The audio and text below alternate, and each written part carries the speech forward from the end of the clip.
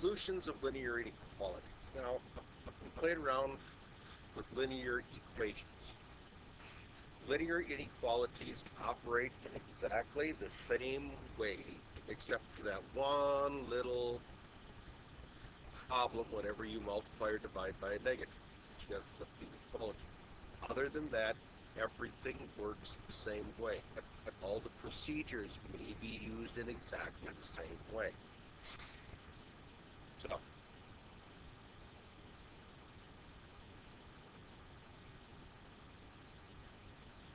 let's give this a whirl. We'll start simple.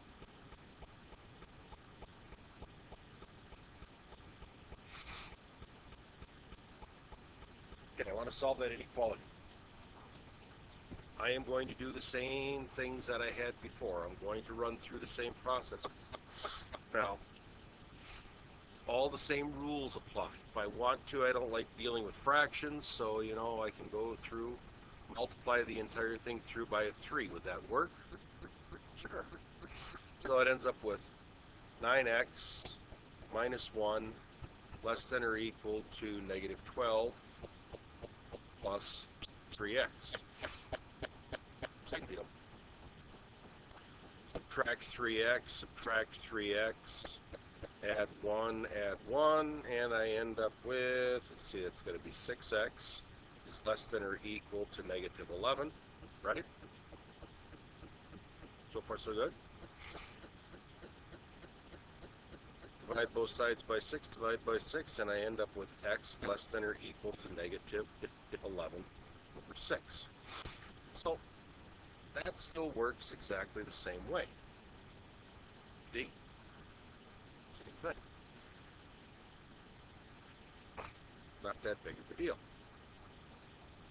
How we go and write it, because we're looking for all values of y that are x that are less than or equal to that, parenthesis, negative infinity, comma, 11/6, bracket. Remember, the bracket includes it. It's like the equal to part. The parenthesis doesn't include it, but then again, we don't exactly know where infinity is at. This comes up, but we very rarely actually go through and write it like this. That's more just the way of demonstrating, hey, this is where things are at. More often than not, you're going to see it written this way. So, let's give this one.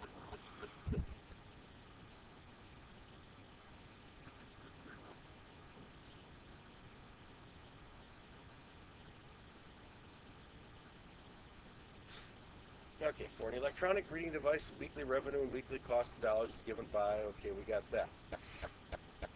Where X is the number of units produced and sold, for what levels of production will a profit result? Well, how do you get profit? What has to be more, revenue or cost? Revenue. So what do I want to look for is where R of X is greater than C of X, correct? I'm not looking for the break-even point, so equality isn't part of what I'm looking for. So that's just simply going to be 400x greater than 200x plus 16,000. Subtract 200x, subtract 200x, gives me 200x is greater than 16,000. Divide by 200, divide by 200, and x has to be greater than what?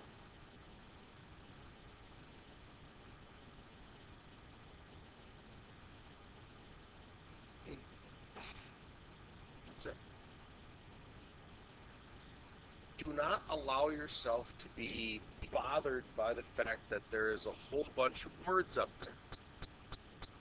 You are no longer in a situation where you've just got problems to solve. You actually have to think about it and read and go forward. You have all the tools in your toolbox to do these things. Everything is there. Okay? So, let's give this a whirl.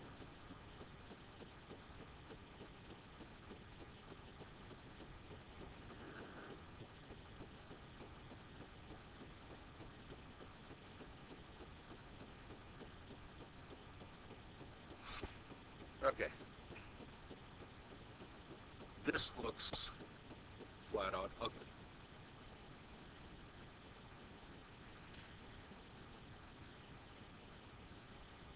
Whoops. Would you really like to do that algebraically? No, not in the least.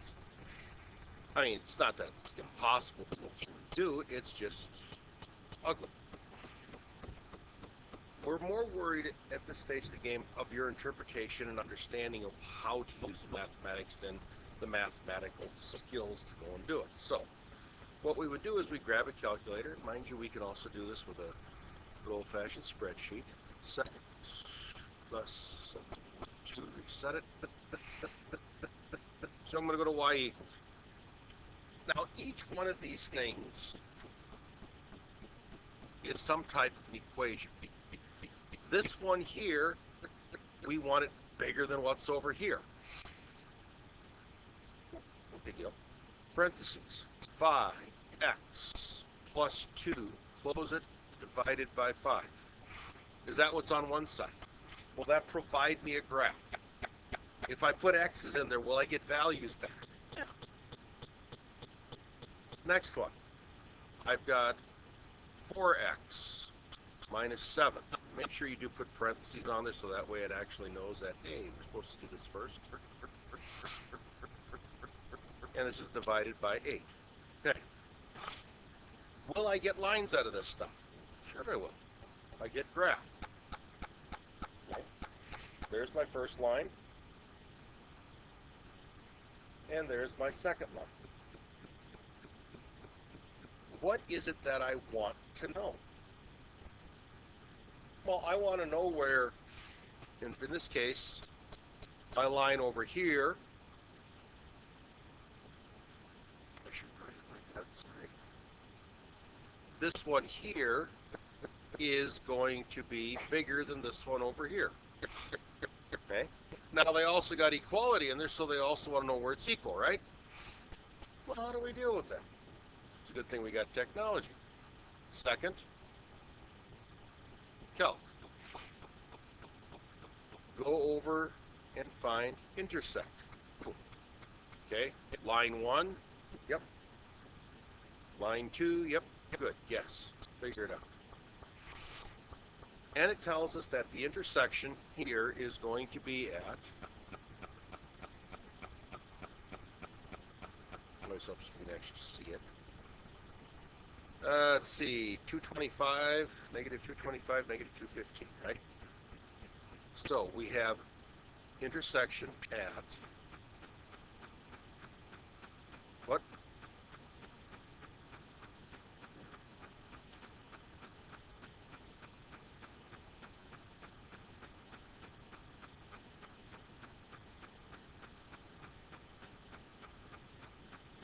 Okay.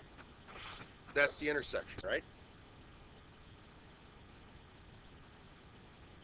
Now, I want to know where this is going to be greater than. Well, is it bigger where x is larger or smaller than the intersection? That's the blue line, right? Blue line is above the red line, yes?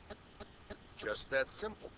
So the answer for this would look as follows. Negative 2.55 bracket, comma, infinity, parentheses. Why? Where is it equal? Okay, everything from there is that. It's not that difficult to understand the skill of it. It's understanding what is this asking for us to do.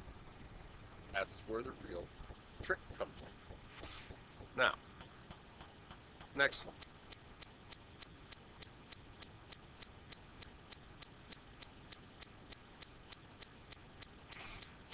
Let's see.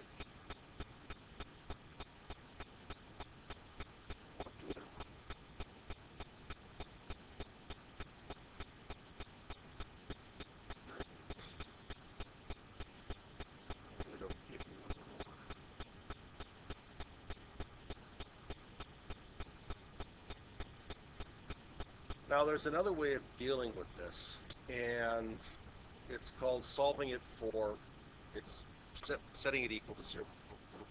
Solve for zero, okay? You can find the exact solution. Basically what it involves is taking this and solving it so that you've got one thing on one side, variable on the other side. So set it equal to x. Where is this thing, or I should say set it equal to zero. Where is this thing equal to zero? And we can do that. Sometimes it's not real easy, especially when you're looking for these comparisons. But it's something to play with. If we take a look at what this, they have a real simple equation. They got 5x plus 2 is equal to that. Now, notice what they did here. They simplified it down, 3x minus 4. I want to know where 3x minus 4 is less than 0. Well, that's pretty easy to do, is it not? I can drop it into the graphing calculator. I put 3x minus 4. Where is the thing below 0? Okay, it's below 0 down here. That's all it's asking for you to do. Set the thing so that you got all the stuff on one side, 0 on the other. Pop it into the graphing calculator. Not that difficult. Don't always like these. So, this one here, it says apparent temperature. Let's see, during a recent summer, Dallas, Texas, there were 29 consecutive days the temperature was at least 100 degrees. Here's a reason why. On many of these days, the combination of heat and humidity made it feel even hotter than it was. When the temperature was 100, the apparent temperature depends upon the humidity. So, it says, for what humidity levels is the apparent temperature at least 110 degrees? So, what we would do for this, take that,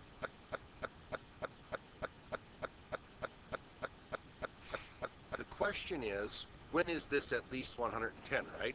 Can it be more than 110? So I got 110 less than or equal to 90.2 plus 41.3H. So, what I want to know is, I want to know when this is compared to 0. So let's just do this. I take 110, subtract both sides, 110. And so I've got 0 is less than or equal to this number over here, right? Well, what's that? What's 90.2 minus 110? Which one? How many? 9.8? There's at least a difference of 20.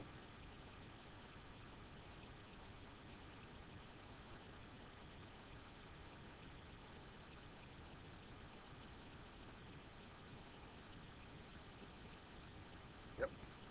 Plus 41.3H. I said H. Now, okay, so how do I work with the graphing calculator?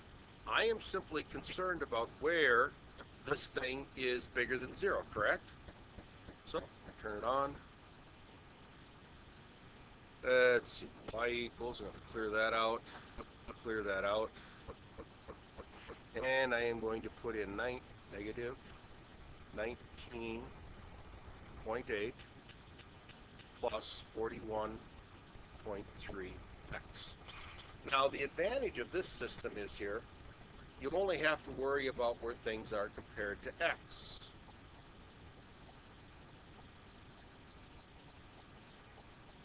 And I hit graph. I want to know where it's bigger. Is that easy enough to find? It's always wonderful. Everybody's paying attention to all the way along and pretending they're interested. Second, calc. Now I want to find the 0. Boom. Left bound. Let's see. I know that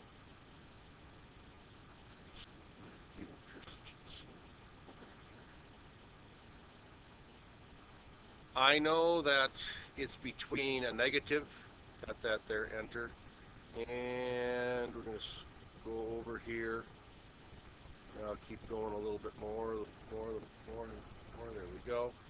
Enter. So I know it's between there someplace, right? So we press enter. And I find out that the 0 is going to be at 0.479.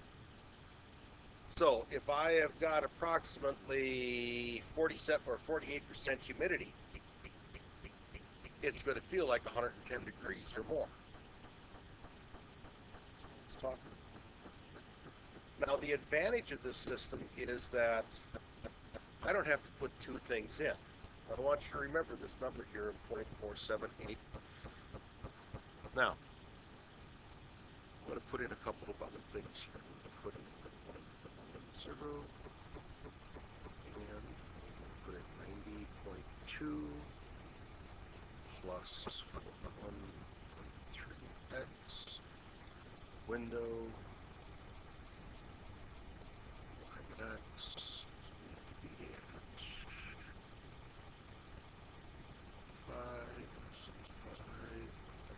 here is between 0 and 1. Okay.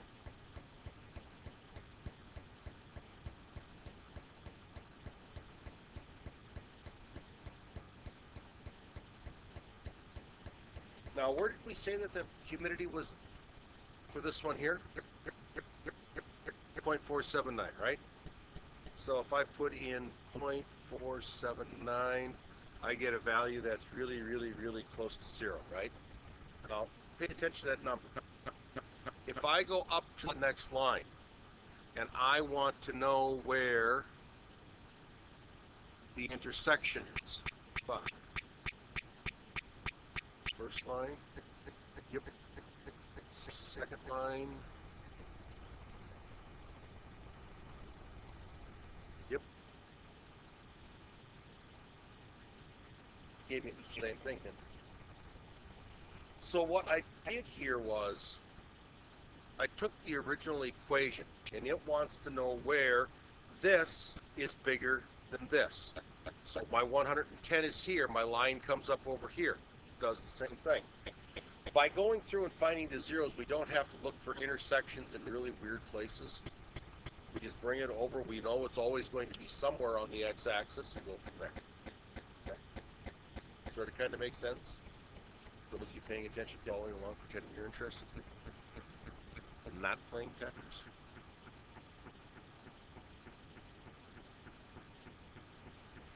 So, double inequalities. Oh, this is actually a very, very, very good problem. This is standard ACT, SAT stuff. Okay. So this one you might actually want to follow along and pay attention.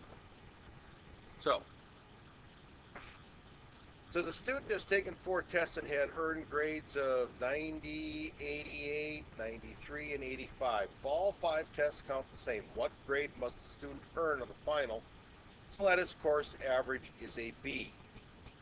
So it's between 80 and 90%.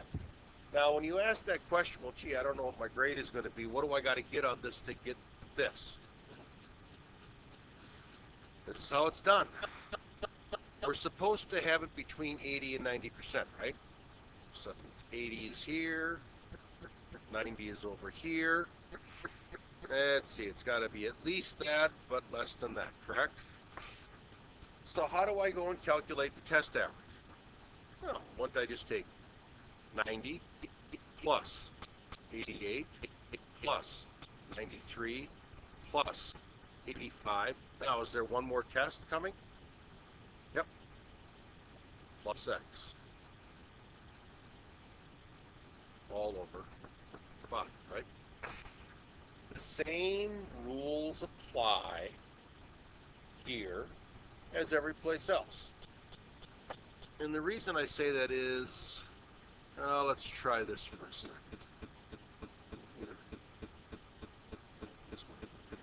That's fine.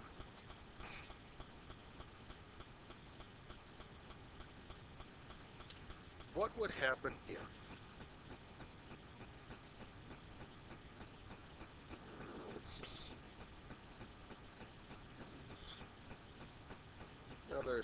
things that I just wish.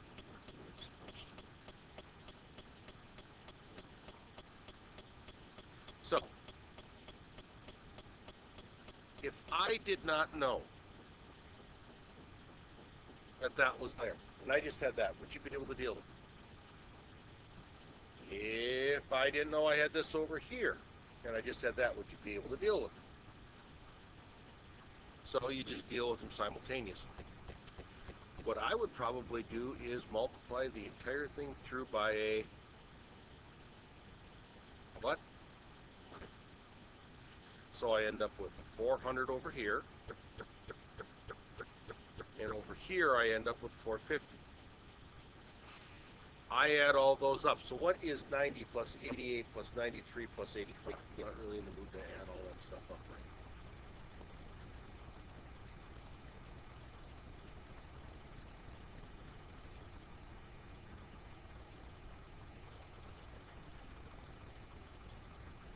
now. How much? 356. So what I would do is, well, if I had that here, I'd have to subtract the 356 from here, right? But if I subtract 356 from here, I subtract 356 from here, I subtract 356 from here. So that gives me a grand total of what? 44 x, and over here that turns out to be what, 94? So if they scored anywhere between 44 and 94, they would be able to get in that B range for that test, correct? Exactly what it is. That's easy. Very typical question from students. What do I got to get on this test to pass? Get an A. So, let's. That would be that. You guys get it.